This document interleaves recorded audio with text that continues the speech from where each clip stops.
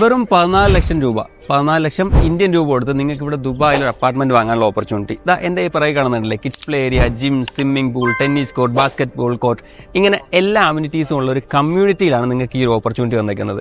ഒരു കമ്മ്യൂണിറ്റിയിൽ വാങ്ങുന്നതിനപ്പുറം ഈ ഒരു ഡെവലപ്പർ എന്ന് പറഞ്ഞാൽ ഗവൺമെന്റ് ഡെവലപ്പറാണ്. പൊതുവേ ദുബായിലൊരു ഇൻവെസ്റ്റ്മെന്റ് ചെയ്യുമ്പോൾ ഏറ്റവും സേഫായിട്ട് നമുക്ക് ഇൻവെസ്റ്റ് ചെയ്യാൻ പറ്റുന്നത് ഗവൺമെന്റ് ഡെവലപ്പറുടെ പ്രൊജക്റ്റിലാണ്.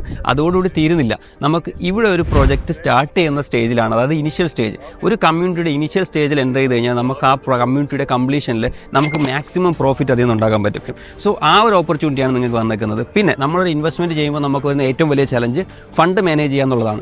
ദുബായിൽ ഒരു 50-50 പേയ്മെന്റ് പ്ലാൻ, അതായത് കൺസ്ട്രക്ഷൻ ടൈമിൽ വെറും 50% മാത്രം പേ ചെയ്തുകൊണ്ട് ഹാൻഡ് ഓൺ സമയത്ത് ബാക്കി 50% കൊടുത്താൽ മതി.